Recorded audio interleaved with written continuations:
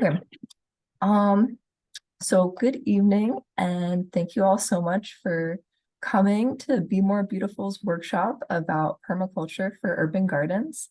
Um, just so everyone knows, this meeting is being recorded and it will be posted on our YouTube channel, as well as sent out to all registered participants. So before we begin tonight's workshop, I wanted to tell you a little bit about Be More Beautiful. So Be More Beautiful is a city-led peer-to-peer beautification program. Our goal is to not only change behaviors and attitudes towards the beautification of our city, but to also encourage residents, businesses, and organizations to become directly involved in activities and projects that keep their neighborhoods clean. So to meet this goal, we work closely with neighborhoods on their unique beautification projects and cleanliness challenges, as well as provide education, literature, outreach materials, and other resources that residents can use to keep Baltimore beautiful. So I'll send out a resource list after this workshop with a link to our website where you can read more about our mission. And if you're a green space steward or urban farmer in the city, you can also view various grant opportunities we offer all across Baltimore there. So tonight we'll be talking about permaculture for urban gardens. I'll offer an introduction to permaculture philosophy and practice, and then we will discuss how we can live more sustainable, ecologically integrated lives in Baltimore City.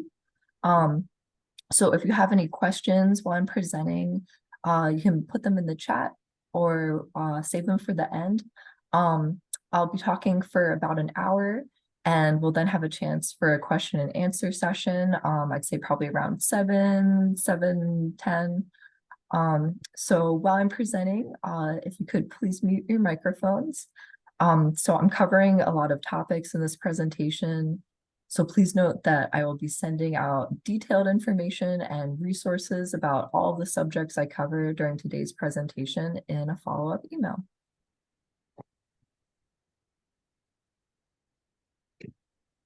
So some of you may be wondering what permaculture is. So permaculture, which stands for permanent agriculture, is often viewed as a set of gardening techniques, but it has developed into a whole design philosophy, and for some people, a philosophy of life. Its central theme is the creation of symbiotic natural systems which provide for human needs. Permaculture uses many organic elements and draws inspiration from the functions of natural ecosystems. Its goals and priorities coincide with what many people see as the core requirements for sustainability. And permaculture's roots lie firmly and deeply in the ancient fertile soil of indigenous science. Its framework is a design system that incorporates core principles and practices from indigenous knowledge systems around the world, assimilating it with sustainable new technology that is making strides towards harmonizing traditional wisdom with pioneering modern science. So as such, it can restore valuable ancient knowledge while steering our industrialized society towards a more viable future based on regeneration and reciprocity. So Bill Mollison, who was an Australian researcher, author, and scientist who keyed the term permaculture, describes it as the conscious design and maintenance of agriculturally productive ecosystems that have the diversity, stability, and resilience of natural ecosystems. Permaculture harmoniously integrates landscapes and people to provide their food, energy, shelter, and other material and non-material needs in a sustainable way. Permaculture is important to our society's transition into sustainability based on deep ecology. Mollison writes that without permanent agriculture, there's no possibility of a truly stable social order. It's a subtle revolution. Permaculture design might cause it to get shadier in the city. Some buildings might function better because of that. You might not feel the pressure to earn so much money because the food that you eat is growing all around you, and you don't have, tons of energy costs. Giant amounts of money could even be freed up in society so that we can provide for ourselves better. Um, and yeah, so permaculture is a revolution based on care of the earth, care of people, and reinvestment in those ends. And as Bill Mollison alluded to, permaculture in an urban setting aims to transform cities by making them greener and more sustainable, by giving residents the option to live a more holistic, ecologically integrated life, even in big cities. And it helps to create a harmonious, continuous cycle where everything is used to its fullest potential and nothing is wasted. So it's important, as I mentioned before, not to overlook and ignore that permaculture knowledge is rooted in indigenous land stewardship models from around the world, lest we risk leaving permaculture at the mercy of the dogmas of mainstream science and views of the manifold complex systems in nature as nothing more than resources to be exploited. From this vantage point, human control, degrade, and exploit the land to become obedient, consummate consumers, and the indigenous science of cultivating a reciprocal regenerative relationship with the earth, in which humans acknowledge their innate connection to the earth, is dismissed as unscientific and empirically unsound. So permaculture philosophy is based on three basic ethics: earth care, people care, and fair share. These ethics form the foundation of permaculture design. Ethics are culturally evolved mechanisms that regulate self-interest, giving us better understandings of good and bad outcomes. The greater the power of humans, the more critical ethics become for long-term cultural and biological survival. Permaculture ethics are distilled from research into community ethics, learning from cultures that have existed in relative balance with their environments for much longer than more recent industrial civilizations. In our collective transition to a sustainable future, we need to consider values and concepts outside our society's current social norms. So earth care emphasizes the importance of protecting and nurturing our planet, as well as its diverse ecosystems. This ethic encompasses the conversation of natural resources, preservation of biodiversity, and regeneration of degraded landscapes. A thriving planet is essential for the well-being of all living organisms, including humans. The importance of earth care cannot be overstated, as it highlights our responsibility to maintain a healthy environment for present and future generations. This ethic serves as a constant reminder that we are part of a complex web of life and that our actions have far-reaching consequences. Incorporating earth care into our everyday lives encourages us to reevaluate our actions and choices, fostering a deeper understanding of our interconnectedness with nature. By embracing earth care, we acknowledge that the earth's resources are finite, and we must act with intention and mindfulness to minimize our ecological footprint, restore damaged ecosystems, and promote the flourishing of all life forms. Some examples of how we can integrate earth care into our daily lives are through activities that build soil health. Composting food scraps and garden waste not only reduces the amount of waste that goes into landfills, but also produces nutrient-rich compost that can be used to enhance soil fertility. By applying compost and mulch to the soil, we help maintain moisture levels, suppress weeds, and provide essential nutrients to plants. We can also care for the earth by encouraging biodiversity, as we were talking about before. Planting a diverse range of species, including native plants and pollinator-friendly flowers, helps support a variety of beneficial insects, birds, and other wildlife. And by creating wildlife habitats, such as birdhouses, insect hotels, and ponds, we can provide shelter and food sources for these creatures, promoting a balanced ecosystem where species play a crucial role in maintaining the overall health of the environment. So mimicking natural ecosystems in our garden and landscape design is another way we can steward the earth regeneratively. Designing water-wise gardens with swales and contour planting help capture and store rainwater, reducing runoff and erosion, and preserving precious water resources, implementing polyculture and agroforestry systems, mimic the complexity of natural ecosystems, allowing plants to work together in synergistic relationships.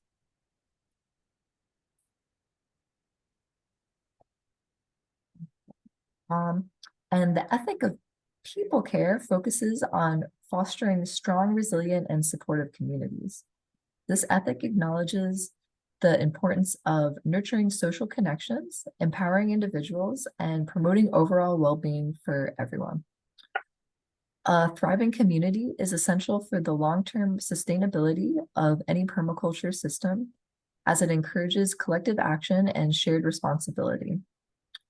The significance of people care lies in its recognition of the interconnectedness of human well-being with ecological health.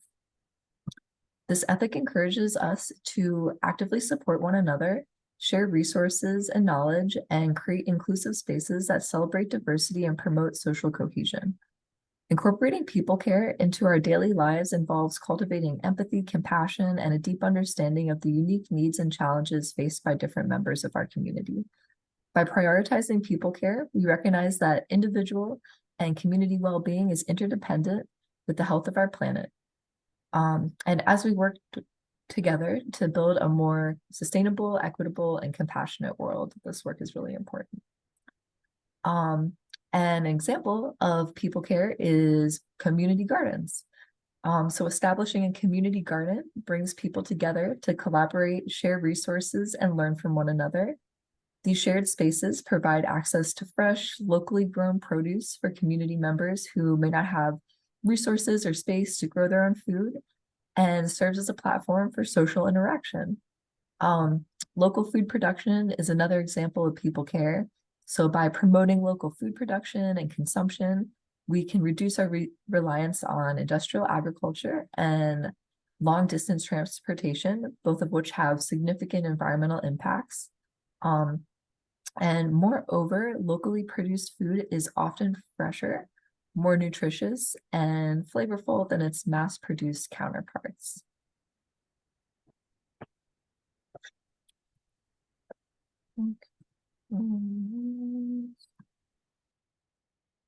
Okay, and so the ethic of fair share promotes the equitable distribution of resources, opportunities, and knowledge within communities and across the globe. This ethic recognizes the importance of balancing our consumption and production, ensuring that we don't deplete the Earth's resources or exploit others in the process. Embracing fair share can lead to a more resilient, inclusive, and sustainable future for all, as it fosters a sense of shared responsibility, cooperation, and collaboration in addressing the pressing social and environmental challenges we face. The importance of fair share is rooted in the understanding that we all share a finite planet with limited resources. Overconsumption, waste, and inequality can lead to social and environmental crises, threatening the well-being of both humans and non-humans' life. Incorporating fair share into our daily lives means actively working to reduce waste, limit our consumption, and ensure that our actions do not harm others or the environment. This ethic also encourages us to share our knowledge, skills, and resources with others, fostering a culture of cooperation and mutual aid.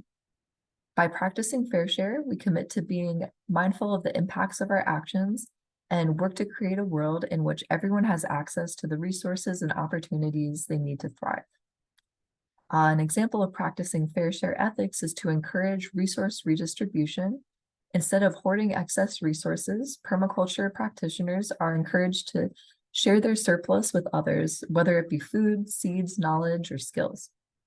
For example, a gardener might donate extra produce to a local food bank or share seeds with their neighbor. Working to ensure our communities commit to zero waste practices is another way to embody fair share ethics. Incorporating zero waste practices into our daily lives reduces our environmental impact and helps us to use resources more efficiently. By composting, recycling, and reusing materials, we can minimize the amount of waste we produce and conserve valuable resources.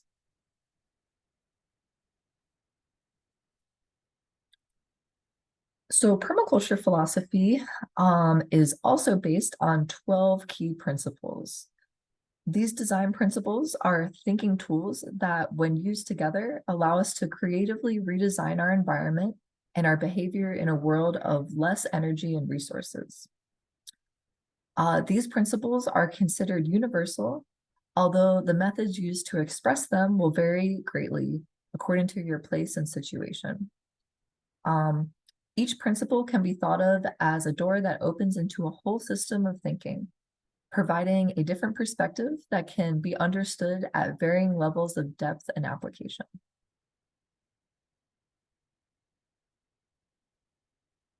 So the first permaculture principle is to observe and interact. By taking the time to engage with our natural environment, we can design solutions that suit our particular situation. In observing nature, it's important to take different perspectives to help understand what is going on with the various elements in our natural systems. Before you take action, start by taking some time to observe what's happening.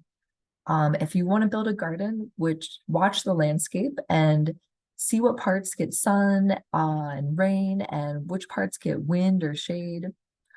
You can design your garden layout to take advantage of these conditions, placing sun-loving plants in sunny spots and wind-sensitive plants in sheltered areas. Your job as a gardener becomes so much easier when you can do work with nature, rather than spending time and effort tending to plants that are growing in the wrong spot. You can also apply this principle by adapting water management strategies to local rainfall patterns. By observing local rainfall patterns and seasonal variations, a permaculture practitioner can design water management systems that maximize water capture and storage during wet periods while ensuring efficient use and conservation during drier times. This might involve the installation of swales, ponds, or rainwater harvesting systems to capture and store water use for later. The second principle is to catch and store energy. By developing systems that collect resources when they are abundant, we can use them in times of need. For example, use water tanks to catch rain, or you can also pickle summer vegetables so they can be eaten in the winter. Catching and storing energy involves making the most of renewable resources to reduce reliance on non-renewable resources. This principle encourages the efficient capture, storage, and use of natural energy to create resilient and sustainable systems. You can apply this principle in your garden by installing solar panels on your home to harness solar energy. Solar panels allow you to generate your own power and reduce your dependence on fossil fuels, which also will save you money on energy bills. You can also build a passive solar greenhouse. It doesn't have to be huge, there's small ones too. And that's another way you can apply the principle of catching and storing energy. And by designing and constructing a greenhouse that takes advantage of passive solar heating, a gardener can extend their growing season and create a more favorable microclimate for plants. And this might involve orienting the greenhouse to maximize sunlight exposure, using thermal mass to store heat, and incorporating insulation to minimize heat loss during colder months. The third permaculture principle is to obtain a yield. Ensure that you are getting truly useful rewards as part of the work that you are doing. Spend some time thinking about what yields matter to you. This can be an obvious yield like fruits, vegetables, and herbs, or a more subtle yield such as relaxation and peace of mind. Permaculture systems are designed to be productive and provide tangible benefits. By focusing on obtaining a yield, we ensure that our efforts are rewarded and we can create systems that meet our needs in a sustainable manner. An example of applying this principle is by growing a diverse array of edible plants in a food forest. A food forest is a multi-layered diverse planting system designed to mimic natural forests. And by planting a wide variety of fruit and nut trees, as well as shrubs and ground cover plants, a permaculture gardener can obtain a continuous yield of fresh, healthy, and nutrient-dense food throughout the year.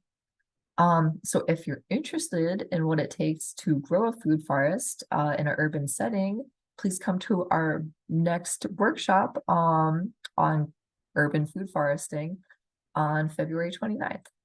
And I'll be sending out a link to that after this as well. Also, raising chickens for eggs and pest control is another example of seamlessly obtaining a yield in your permaculture garden. Keeping a small flock of chickens can provide multiple benefits, including a regular supply of eggs and natural pest control. Chickens will forage for insects, weeds, and other pests, helping to keep the garden ecosystem in balance while providing valuable fertilizer in the form of their manure.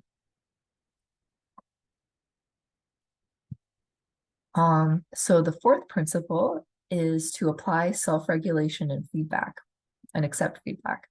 So permaculture systems should be designed to be self-regulating and adaptable.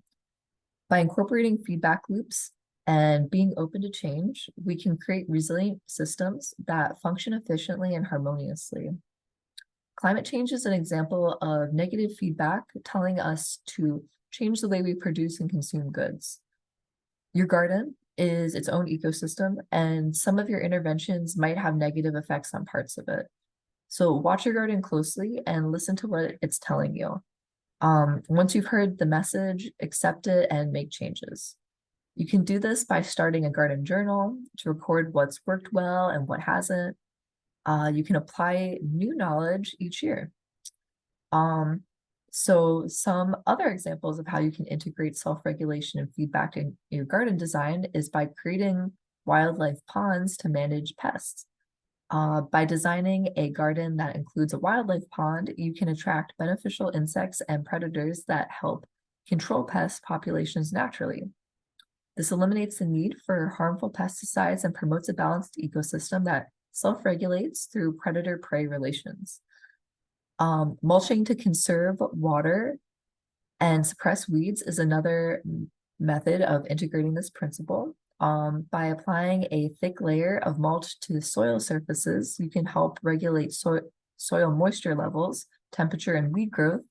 And mulch acts as a natural insulator, keeping soil cooler in the summer and warmer in the winter, while also reducing water evaporation.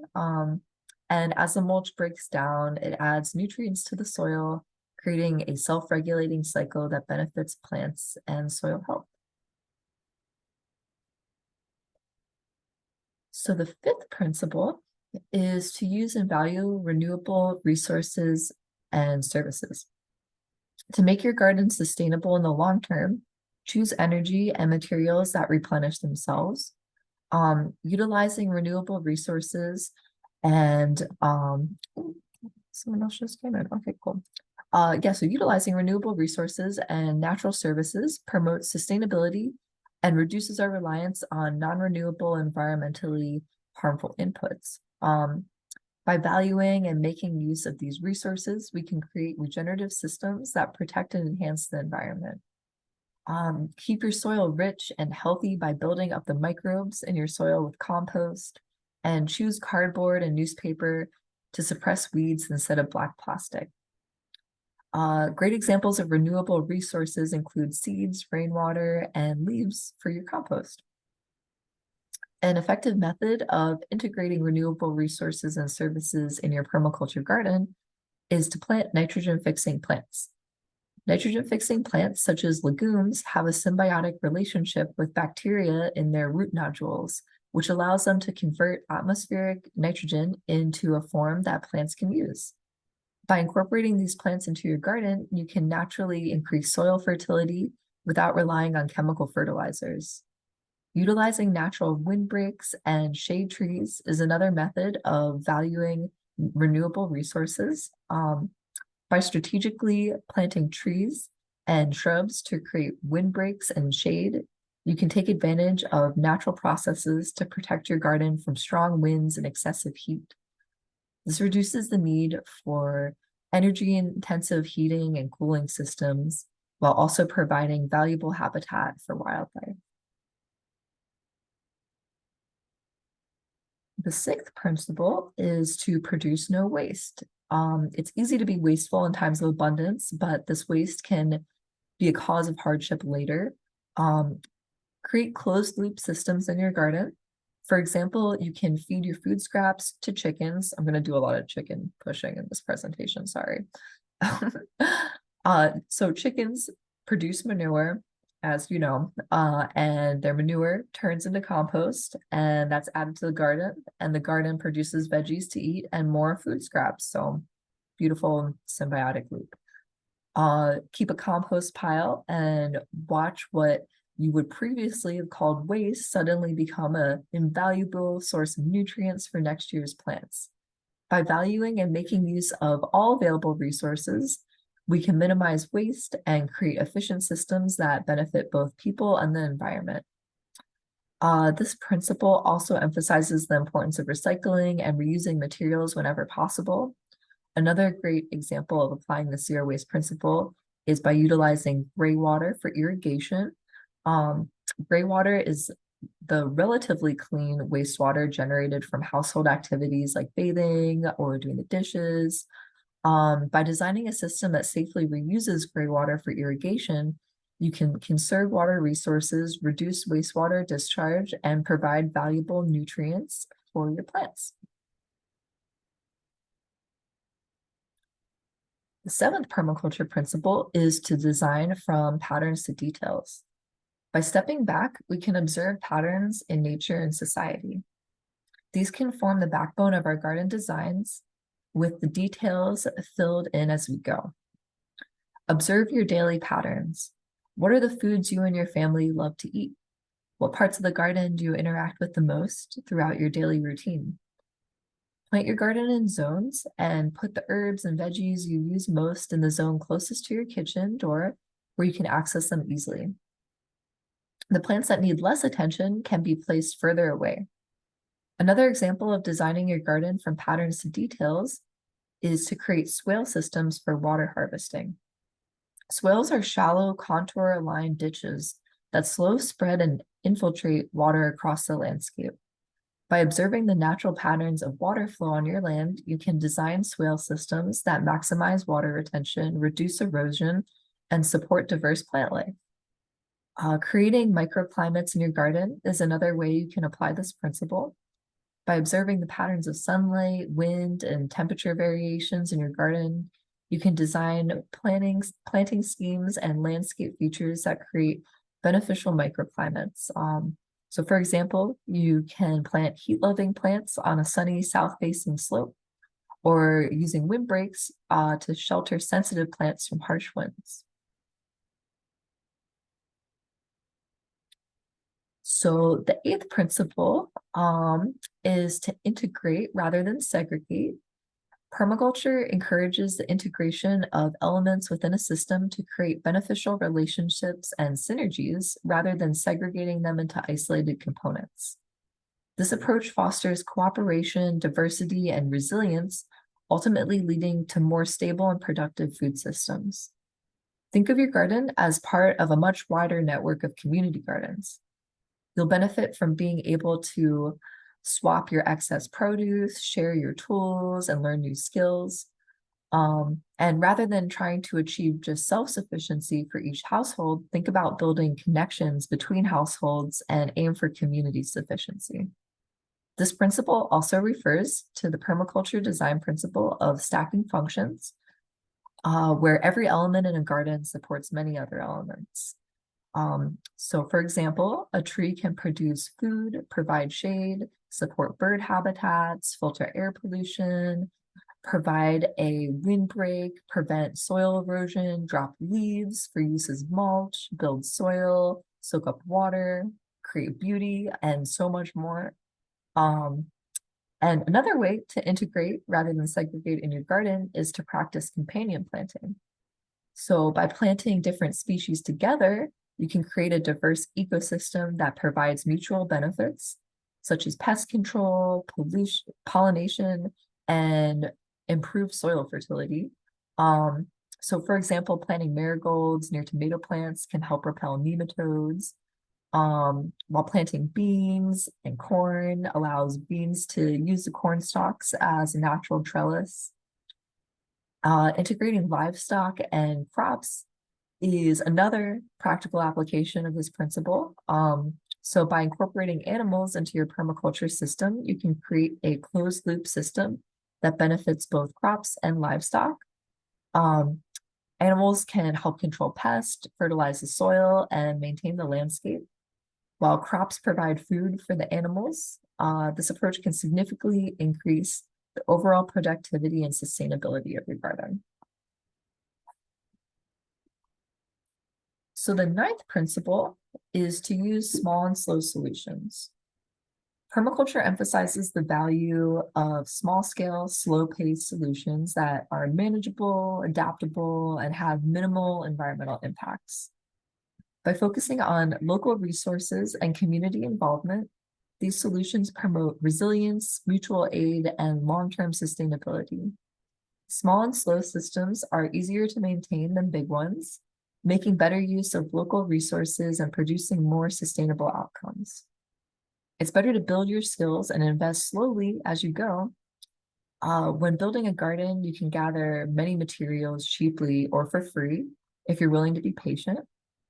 Going slowly means we save on resources because we won't be buying new things that end up wasted. So try ideas first. Also, observe, adjust, and replicate. Perhaps you've decided it's time to collect rainwater. Instead of purchasing a system to install on all of your downspouts, try setting up just one, observe the system, see if there's anything missing. Maybe you wish you had larger storage containers, or you see where like the overflow of the water goes. And after a few months of observing, you'll be able to expand in an efficient way. And so by starting small and gradually building on your success, you can create a sustainable water management strategy that meets your needs and respects the natural water cycles of your local ecosystem. So the 10th principle is to use and value diversity. Diversity is a key component of resilience and stability in permaculture systems. By incorporating a wide range of elements, including plant and animal species, skills, and ideas, you can create a more robust and adaptable system that is better equipped to withstand disturbances and change. The Earth has a diversity of plants and animals working together, which increases ecosystem resilience. Monoculture is commonplace in large-scale agriculture, but is not as sustainable. Ecological diversity reduces vulnerability to a variety of threats and takes advantage of the unique nature of the environment in which it resides.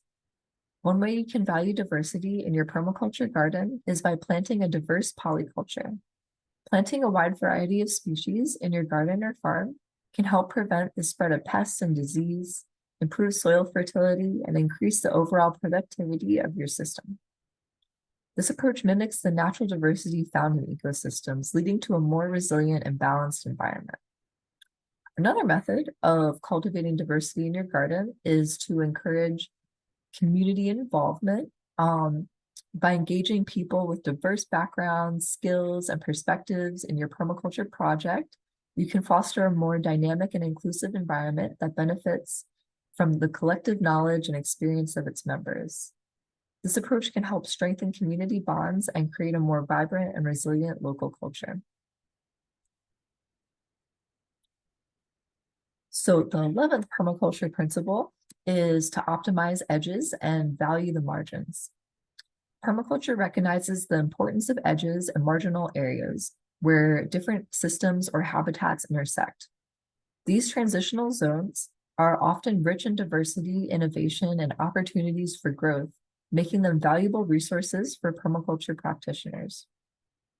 Sustainability is about making use of all the resources that we have at our disposal. Whether we're talking about land use, workplaces, homes, or society in general, making use of all we have involves valuing fringes and fringe elements. Balconies, footpaths, or the edge of your driveway are just a few of the spaces around your home that can be productively used in your garden. Herbs like nettle and dandelion can be foraged from the edges of footpaths or unused plots of land. Creating wildlife corridors is another way you can value margins in your garden. By designing your landscape to include corridors that connect different habitats, you can encourage the movement of wildlife and promote biodiversity. These edge habitats can provide important resources for animals, such as shelter, food, and nesting sites, and can help enhance the overall health of your ecosystem. Cultivating underutilized spaces, such as vacant lots and other marginal areas, and transforming them into productive gardens, green spaces, or community hubs is another way of valuing edges in an urban environment. And by valuing and utilizing these underappreciated areas, you can create more resilient, vibrant, and sustainable communities that make the most of available resources. So the 12th and the last permaculture principle is to creatively use and respond to change. In permaculture, change is seen as an inevitable and natural part of life. By observing, adapting, and responding creatively to changes in your environment, you can foster resilience and turn potential challenges into opportunities for growth and innovation. This principle applies to so much more than gardens. It can be a guiding principle in life as well. Instead of seeing change as a downfall, accept it as an opportunity. Proactively, we can create resilient systems that can withstand change without completely failing. We can have a positive impact on inevitable change by carefully observing and then intervening at the right time. The proverb, vision is not seeing things as they are, but as they can be, reminds us that understanding change is much more than a linear projection. We can practice this principle by proactively adapting to climate change. As global temperatures continue to rise, permaculture practitioners can respond by selecting plant species that are more heat tolerant or drought resistant, implementing water-saving strategies, and designing landscapes to buffer against extreme weather events. Another way to adapt to change in your garden is through repurposing materials. By creatively reusing and repurposing materials that would otherwise be discarded, you can help reduce waste, save resources, and create unique and functional elements for your permaculture project.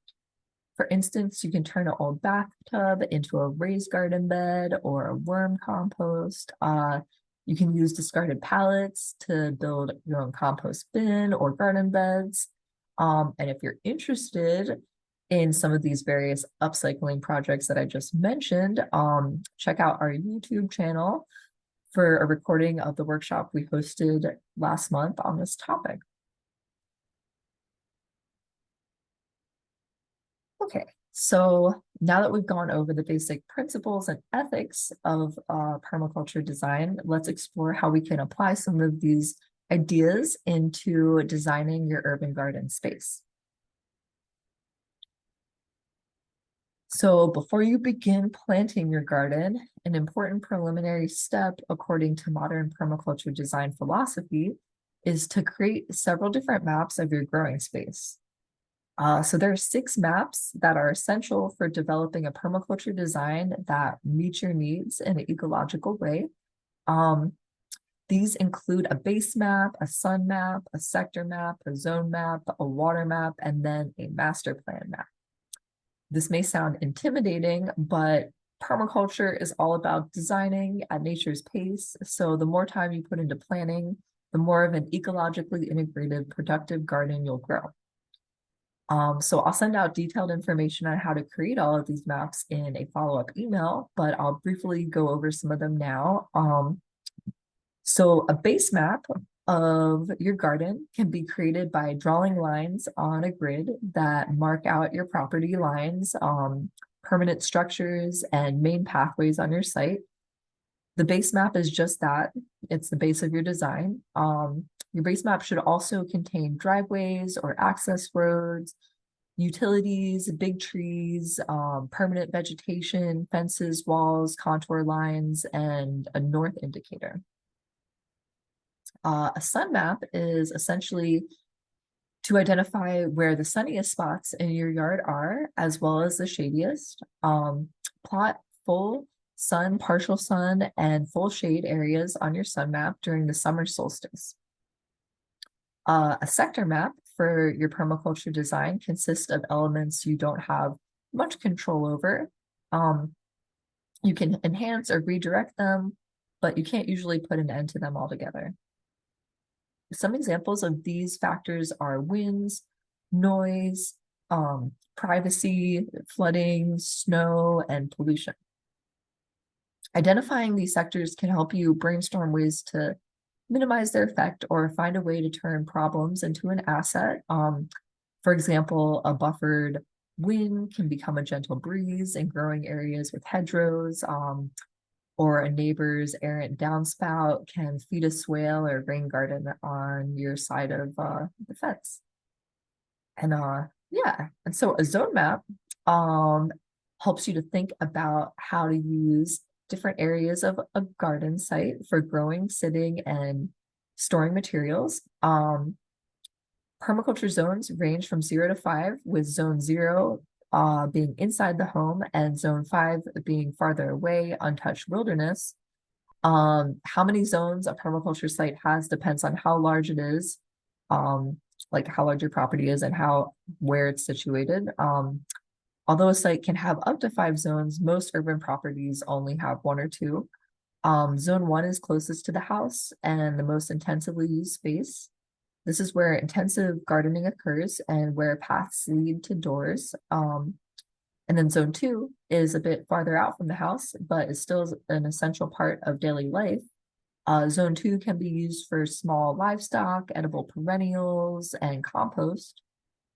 Zone 3 is farther out, but visited regularly and can be used for components that don't require as much attention, such as staple crops, orchards, or pasture. Zone 4 and 5 don't really apply to urban areas, so we won't go over them, but I'll be sending out information about how to identify zones as a follow-up. And so a water map is a map that can be used to think strategically about the water on your site. Where does it come from? Where does it go? Can you capture it and passively irrigate growing areas? Can you take advantage of water from your roof? Or these are all questions that you can think about as you make your water map. And so finally, your master plan map will be your long-term vision for your site. It's a culmination of your observations and discoveries from your previous maps. To create your master plan, make a list of everything you want to include in your permaculture site design. This will be everything from vegetable gardens to compost to maybe chicken coops. Place tracing paper over your base map and experiment with placing the components of your various maps onto your site. This is called a schematic design. So you can draw at least 4 different schematic designs, each time situating components in different positions or locations. Then decide which ideas will be the most practical, efficient, and low maintenance. The final site design is usually a hybrid of ideas from the 4 schematic designs you created. And your master plan it's your big picture vision, though it's not necessarily a final plan. It's rather kind of a starting point for creating an ecologically sound, low maintenance, productive urban homestead. So choosing the right plants is crucial within any permaculture system, and perennial plants are typically among the most important. If you're unfamiliar with the term, a perennial plant is simply one that has a life cycle that continues over a number of years. Unlike annuals, which grow and die in a single season, or biennials, which grow one year, then produce seeds and die the next, perennials are any plant that remains alive over several years and often a lot longer. Perennials include woody plants like trees and shrubs, and also a wide range of herbaceous plants that don't have permanent woody frameworks around the ground or above the ground. These plants often die back in winter before resurrecting themselves in the following spring. There are many reasons why it's a good idea to grow plenty of perennial plants on your property.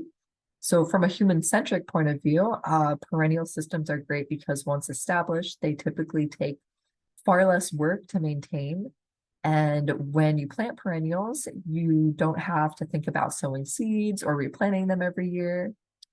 A well-designed perennial system, such as a food forest, is also easier to maintain because all the elements are carefully chosen to aid one another and contribute to the ecological function of the system as a whole.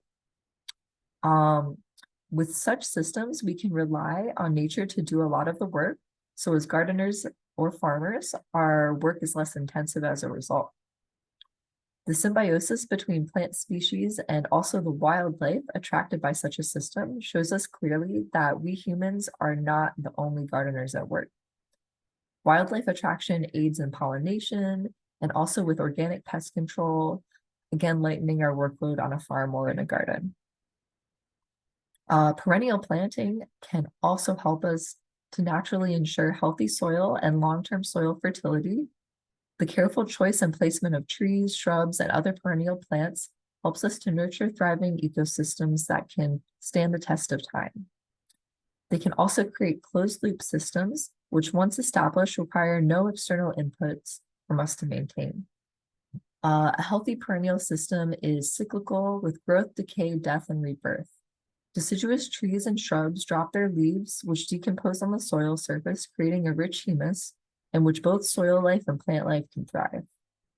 Perennials can also often be chopped and dropped to feed the system over time. With perennial plants in place, a living root is maintained in the soil at all times. Erosion and degradation of the soil does not occur in such systems as it often does in annual cultivation. And perennial systems can be designed to produce abundant amounts of food and other resources for human beings.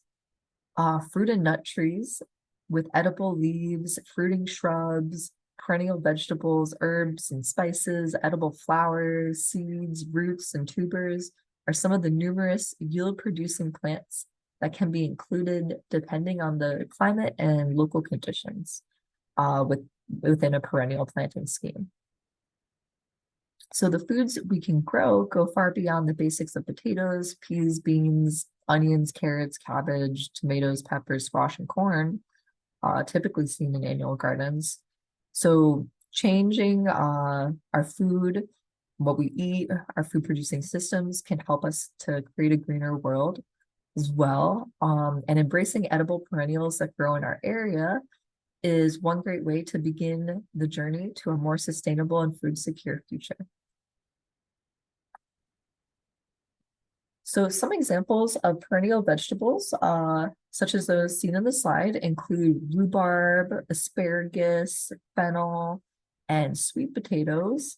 Other examples of perennial vegetables are artichokes, kale, collards, garlic, horseradish, lovage, watercress, daylilies, scarlet runner beans, and sorrel.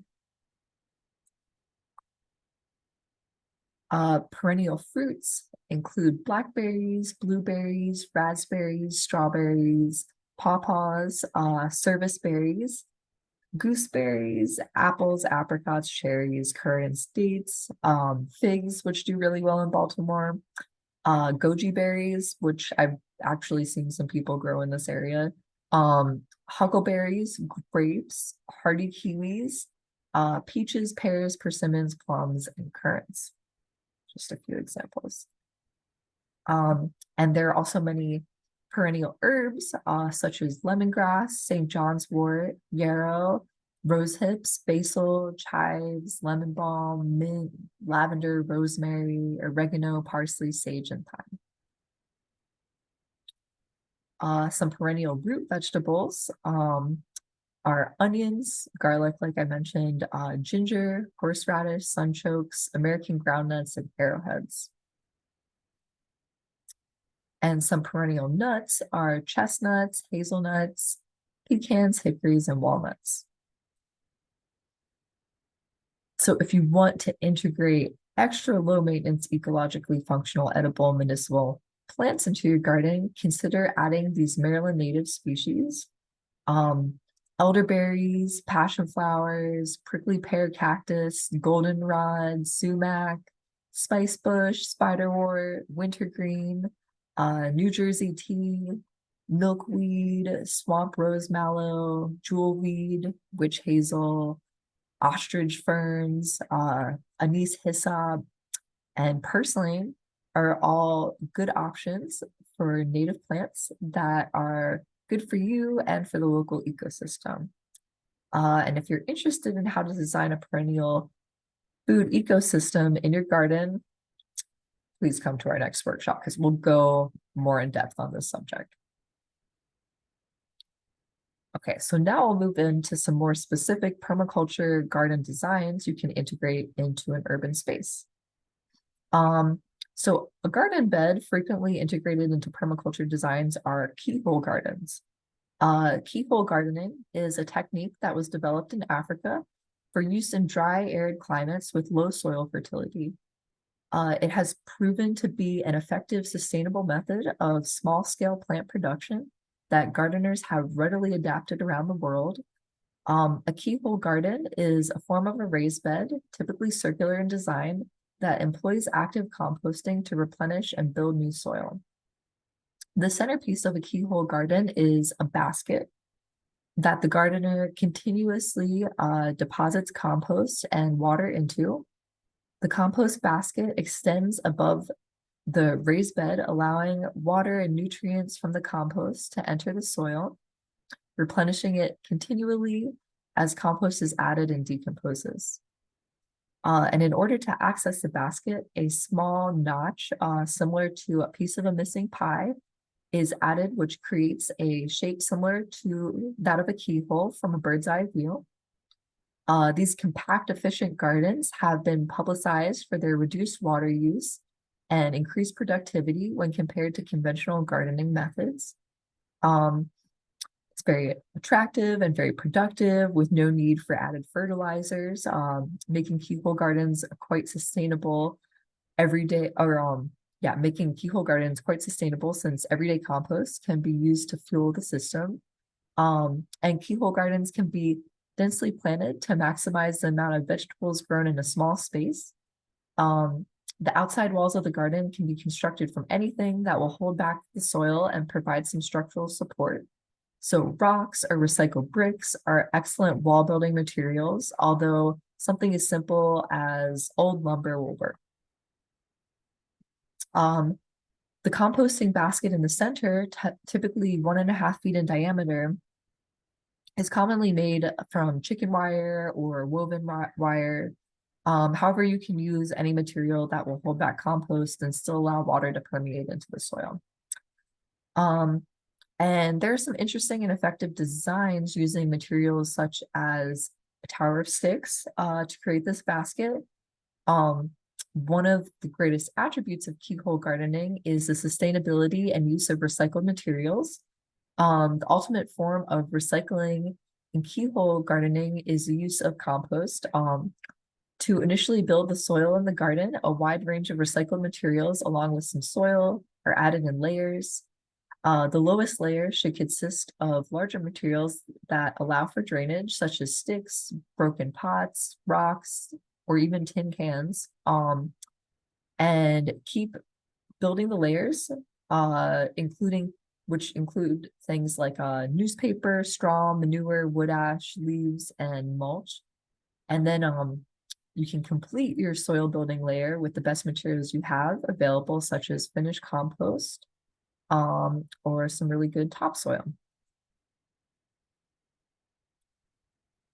So another popular garden bed design based on permaculture philosophy is the herb spiral. The herb spiral is like a snail shell with stones spiraling upward to create multiple microclimates and a cornucopia of flavors on a small land footprint. Herbal spirals create a beautiful year-round focal point for your garden that is easy and fun to build and saves both space and water. In an herb spiral, the climate varies from arid Mediterranean at the top to moist and subtropical at its base. Heat-loving herbs such as rosemary, thyme, oregano, marjoram, and sage bask in the dry, sunny upper regions that is 2 to 3 feet above the ground. Bricks or stones placed along the spiral capture the noonday heat, storing it to keep herbs toasty at night. In a trickle-down effect, water drains into the lower levels, leaving the arid-loving plants high and dry, while the middle and lower levels stay progressively more moist. The varied environments provide an ideal growing medium for tansies, chives, garlic, parsley, and chamomile in the middle level, and lemon balm, coriander, and moisture-loving mints at the base. Some gardeners place a small pond at the lowest level of their herb spiral for watercress and other aquatic plants. And so to build a herb spiral with a sunny spot, to build a herbal spiral, you have to start with a sunny spot in your yard or garden, within an accessible range of your kitchen, ideally. So first you clear an area of about 6 feet in diameter.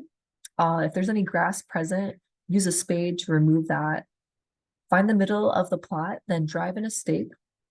Using a 2.5-foot string with a loop placed around the stake, mark out the desired diameter of your circle with a pointed stick or screwdriver. Using bricks or rocks, lay out the spiral either from the center or from the outside going inwards. Position the bottom end of the spiral on the south side. You can eyeball the spiral, but for more accuracy, you can place a 2-gallon plastic pail upside down in the center. Tie a 4-foot string around the base of the pail and secure it with duct tape. Place a weight on top of the bucket, like maybe a rock, and then measure out the desired radius. Hold a pointed stick or screwdriver at that point on the string and mark the ground as you go around the pail. Keep the line taut and you'll end up at the pail with a nice spiral. Build the spiral until it's about 2 or 3 feet high at its top. Fill the middle with stone, sand, or brick pieces, leaving about 8 inches at the top to fill with soil. Mediterranean herbs that will thrive at the top level prefer poor soil. And so as you descend and add more compost for herbs planted in the middle and the base, consider the growing habits of each herb when planting. So shade-tolerant plants will grow best on the east side, west and north sides of the spiral, and rosemary can become large, so place it at the top. Creeping plants such as marjoram and thyme may be planted so they can cascade over the edge, and situate herbs from 1 to 2 feet apart. And to fill gaps, plant parsley, kale, calendula, or nasturtiums throughout your spiral. So creating a rain garden to capture runoff is a great permaculture technique for helping to steward our waterways while also creating a beautiful and ecologically functional garden space in your yard. Rain gardens help filter out pollutants like bird droppings from stormwater and turn them into nutrients for your garden. They also help to reduce the draw on local aquifers to irrigate your garden and allow those aquifers to be replenished by the natural water cycle. Because of this, rain gardens are essential in the fight to reduce stormwater pollution's impact on our river systems, which in turn end up in our beloved Chesapeake Bay and Atlantic Ocean. Stormwater is one of the largest sources of environmental pollutants entering the world's oceans today. So rain gardens can even help reduce the populations of mosquitoes and other biting insects that rely on stagnant water to breed. So another good adaptive technique for effects of climate change. And a rain garden is a landscape depression that uses a mix of sand, compost, and vegetation to allow stormwater runoff to soak into the earth and be filtered, thereby absorbing excess water and removing pollutants. So to get started, all you need really is a ruler, a level, and a calculator. Rain gardens capture the rainfall from impermeable surfaces that flow across your property. So then, using nothing more than the natural soap of the land, it collects and disperses that water into the garden and out into the local watershed beyond. If done properly, this water should collect and drain away within 24 hours of any given rainfall. And so, of course, to capture all the water falling On your roof, driveway, patio, and other impermeable surfaces, you'll need to know roughly how much water to expect. So you need to start by figuring out how large the total area of impermeable surfaces you're working with are, and then measure. You can do this by measuring all of the roofs on your home, garden sheds, barns, greenhouses, other structures, and add that to any paved or concrete surfaces that you'll have, and then you'll have the total area squared where rainwater isn't being absorbed directly into the ground. So next, find out the average annual precipitation for your region. Historical data in the time of climate change is somewhat unreliable. So using the average over the last 5 years will give you the best picture of what to expect. So once you know these figures, you can easily calculate the average rainfall per square meter you can expect to collect.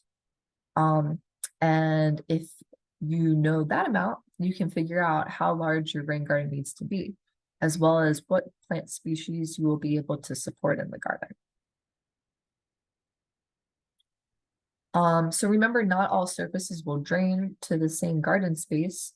So it may be useful to figure out which spaces flow onto which parts of your property, especially in flat areas where the land will actually slope off in different directions. You'll want to mark off those areas where you plan to put your garden and figure out the best path to guide water to those spots. It's at this step that you will also need to decide what shape you will use in your rain garden design. The most common are circular or kidney shapes, but the lay of the land will play a big role in determining what is actually possible for you. And water flows downhill, of course. So this is the most important consideration for your rain garden because you'll need to work with your space's natural slopes to collect rainwater. Depending on what you were trying to grow and how much water you expect to fall, you will want to dig a series of holes in the garden which flow from the highest point to the lowest point to make sure that your garden gets maximum irrigation. When planning this out, remember that the lower end of each pool needs to be made into a berm to hold the water from flowing any which way. So you'll likely be using the earth to guide you as you're digging for this purpose. And these berms provide an excellent growing environment for any water-loving plants, while the walls of your reservoir should allow water to pool. You also want to make sure that there is place for water to flow out. The best way to achieve this is to dig 1/8 of a meter deeper than the reservoir pool and fill in that extra space with a permeable aggregate like crushed gravel or dust, pressure dust. This will allow water to flow through the absorbent topsoil and compost layers, bringing nutrients down to the roots of your plants before flowing out and into local aquifers. Once the porous aggregate has been put in place, remember to test your drainage layer see if your drainage layer works properly. So you'll want to repeat and test after each layer of earth is added to the reservoir in order to ensure that there is adequate drainage, or else you'll end up with a swamp instead of a garden. Yeah, so it's also advisable to put in rain barrels to store extra water for drier weather. Rain barrels are best positioned higher up in your garden to allow them to collect the maximum amount of water, as well as to simplify the process of using or using that water when you need it. Most designs feature a spigot spigot release, which allows the reservoir in the barrel to flow down into the topsoil directly. So this allows osmosis and gravity to move the exact amount of water the garden will need. Conserving your rainwater supply and eliminating the need for any sort of pump or pressure system. So to turn the water flow, you simply can close the spigot on your rain barrel and let the water levels build in the barrel again. So also don't forget to install enough barrels to store a third of the rainfall on your property from any given storm. Using the annual precipitation of the impermeable surfaces, um, impermeable surfaces you calculated earlier, you can figure out how many barrels you will need for this purpose. So once you've hooked up the rain barrels, filled your reservoir with earth, and made sure that your drainage works properly, it's time to plant your rain garden. Remember that taller plants need more water, but can block their smaller cousins from getting enough sunlight if they're positioned wrong in the garden. So it's usually best to have a large variety of indigenous plants in your garden to make sure that your garden isn't introducing invasive species into the local ecosystem. Whether it's edible or floral, your garden will always be more resilient if you plant native species. So some edible plants you can cultivate in a rain garden without worrying about the effects of stormwater runoff polluting your crops are native spice bush, red raspberry, high bush cranberry, and elderberry, as well as some of the other native plants that you see pictured here.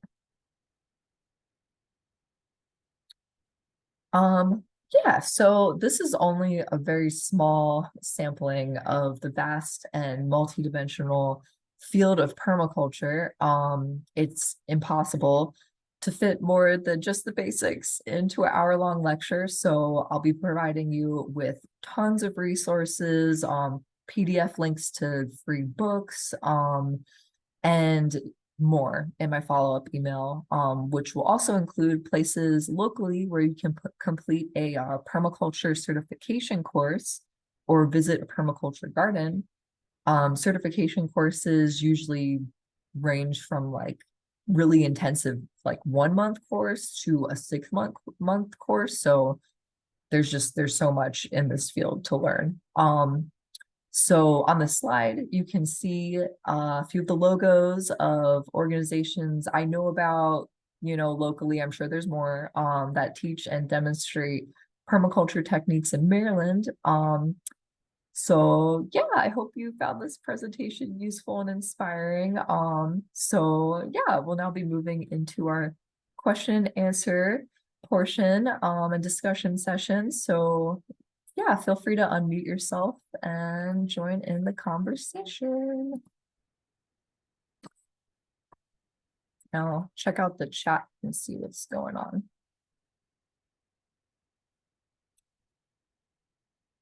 Oh, cool. Yeah. Yeah, I don't know which plants you're talking about that you didn't know were native, but that's awesome. I always am excited about learning about native plants. And I was most surprised, like, over the past few years of learning that like passion flowers are native to Maryland because they're just my favorite flower, and I love little passion fruits too. They're really fun. Yeah, that's what I was referring to, the passion flower and the prickly pear. I didn't know they were natives. Yeah, oh my gosh, and prickly pear too. It's such a surprising one because like when I like had known about prickly pear like a while ago, I had like seen it in like California or Mexico, and I was like surprised when I saw it in this like little patch on the side of the road. I think it was like in Anne Arundel County or someplace like, yeah, a little bit more rural. And I was like, oh, this must be like someone planted this here. Like, what's going on? But yeah, I learned that prickly pears are actually native to Maryland as well. And it's exciting because I love their fruits, the tunas, as they call them. They're fun. They make a good jam too. But it's just you gotta like wear super amazing gloves to not get like the tiny little needles in you. It's like it's hard because they don't want to come out for weeks sometimes in the harvest.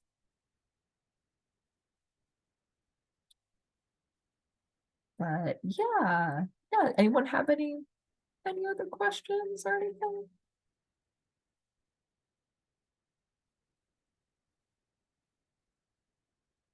Okay. Well, yeah, thank you all so much for coming. I hope this was helpful. And yeah, like Yeah, definitely check out some of these spaces that are on this slide. I really recommend Forested is place kind of tucked away in Bowie. I know it's a little bit out of the city, but they're incredible. They have classes, they have tours, they have like a lot of different different, educational and community events, and they just have this huge space that's like it's like a natural forested ecosystem with tons of like edibles and lots of biodiversity, lots of insects and um animals running around. So really recommend that place. And yeah, the Green Pharmacy is really cool. My friend Barry runs a lot of the programs there, and there's just tons of educational opportunities. They're also a little bit out of the city. So if you want to be in the city and check out Permaculture Gardens, Baltimore Free Farm, shout out, is amazing space. They do tons of work in the community and have a lot of educational events too. And then Michael Judd, the edible landscape, I think it's also called Ecologia Design.